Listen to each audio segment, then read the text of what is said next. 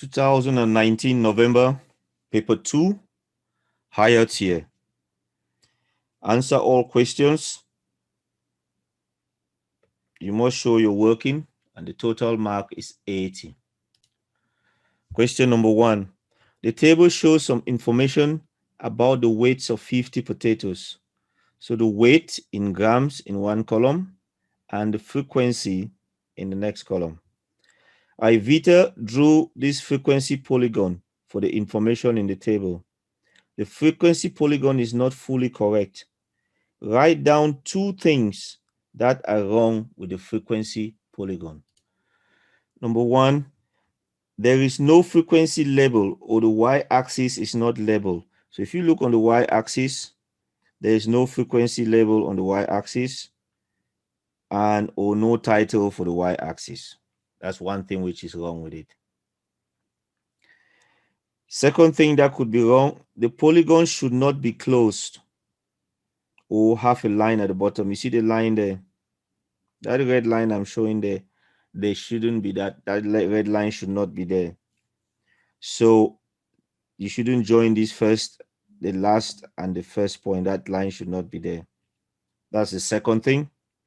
And another thing is the point 15.6 has been plotted incorrectly. So if I zoom in, we want to plot 15.6 to be down here.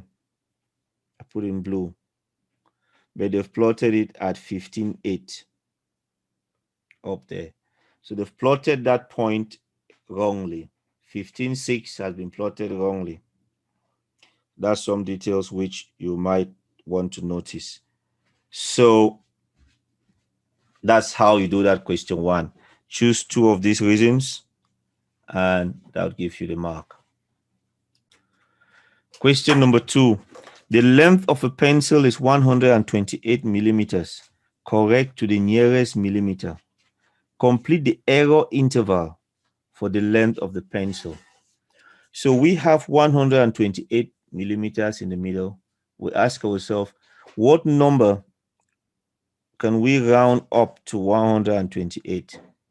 If we have 127.5, we will round it up to 128, because if we put a line there, we take the 5, change it to 1, add it to 7, it becomes 128.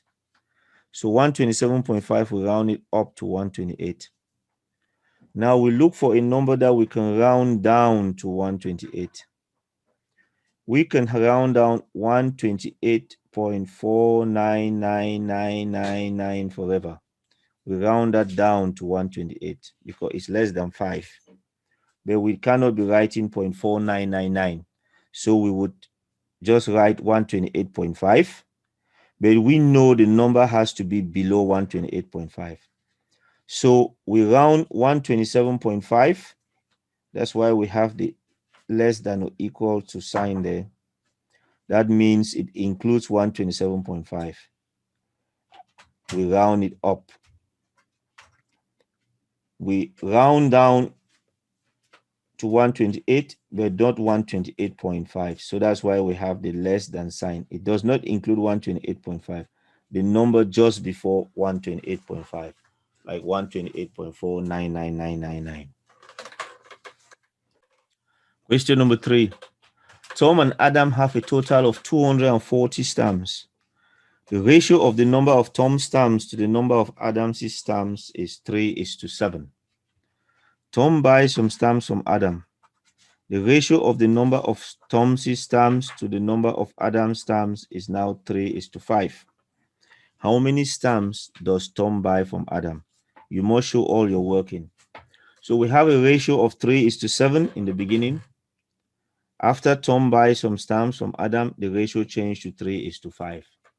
So we want to work out how many stamps he bought.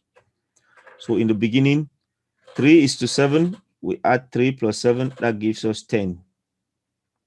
That's 10 parts altogether. And there were 240 stamps. So we should do 240 divided by 10. It gives us 24. Now, because Tom had 3, is to 7, 3 parts of the 3 is to 7. So 3 times 24, it gives you 72. So that means Tom had 72 stamps in the beginning. And how many stamps did Adam have? 7 times 24, Adam had 168 stamps. Now, and that was the ratio for 3 is to 7. Now we want to change the ratio to 3 is to 5. 3 plus 5 is 8. So 240 divided by 8 is 30. So how many does Tom have? 30 times 3 is 90. So Tom has got 90. So what's the difference between the 90 and the 72? 90 minus 72 is 18. That means Tom, how many stamps does Tom buy from Adam? Tom must have bought 18 stamps from Adam. Question number 4. Each person in a fitness club is going to get a free gift. Stan is going to order the gift. Stan takes a sample of 50 people in the fitness club.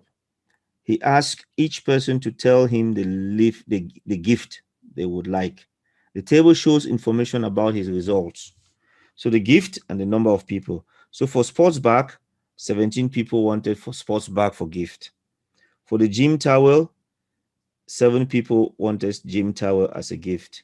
For headphones, 11 people wanted headphones. For voucher, 15 people wanted voucher. There are 700 people in the fitness club. Work out how many sports bags Stan should buy. So 17 sports bag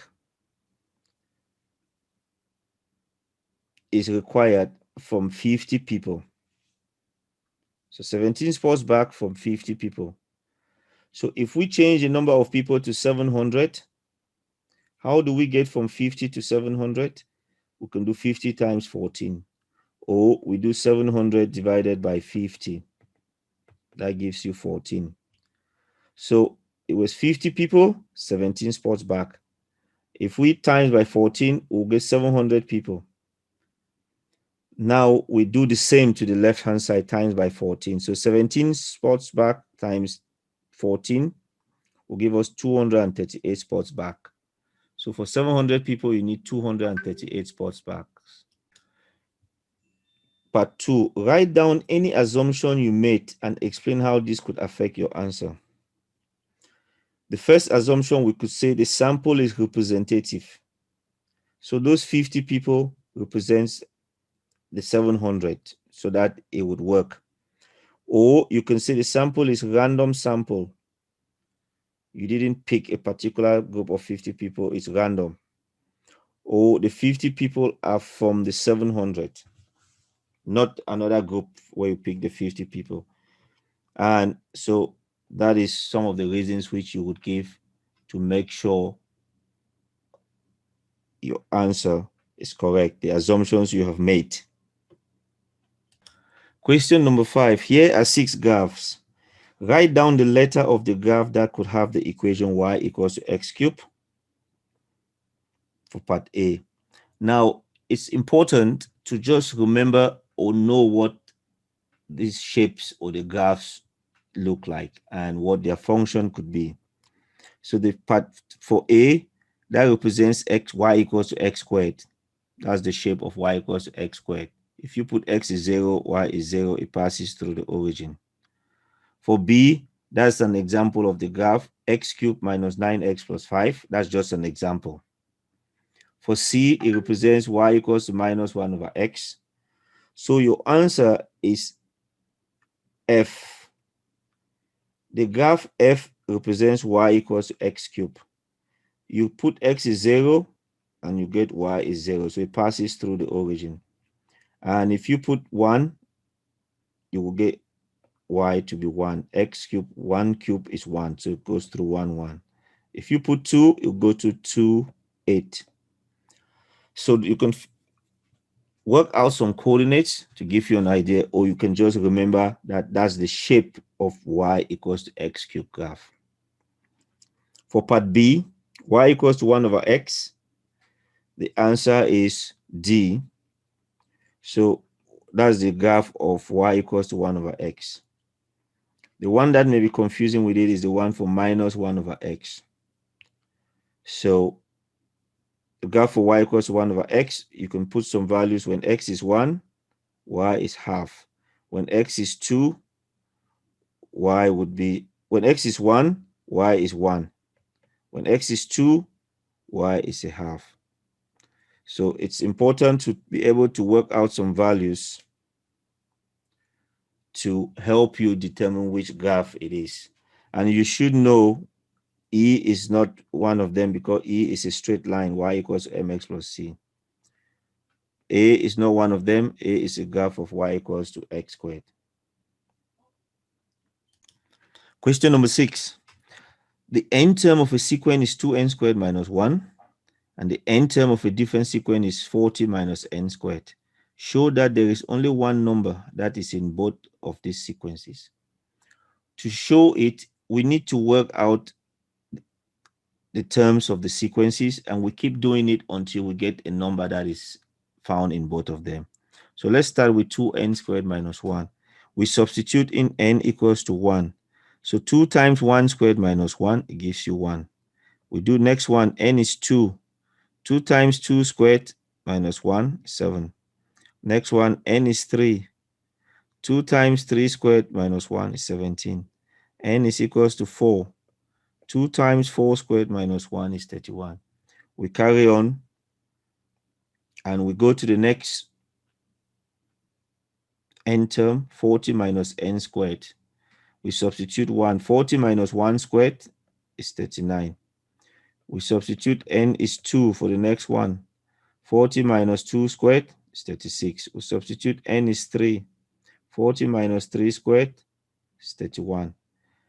We carry on for like 6, 7 terms. And we notice that there's 31 in both terms. So when n is 4, you get 31 for the first one. And when n is 3, you get 31 for the second one. So 31 is in both sequence. Question number 7. Work out 3.42 times 10 to the minus 7 divided by 7.5 times 10 to the minus 6. Give your answer in standard form. You can just put this in your calculator and it will give you the answer, and you can use your calculator to change the answer to standard form. You will use the number format in your calculator.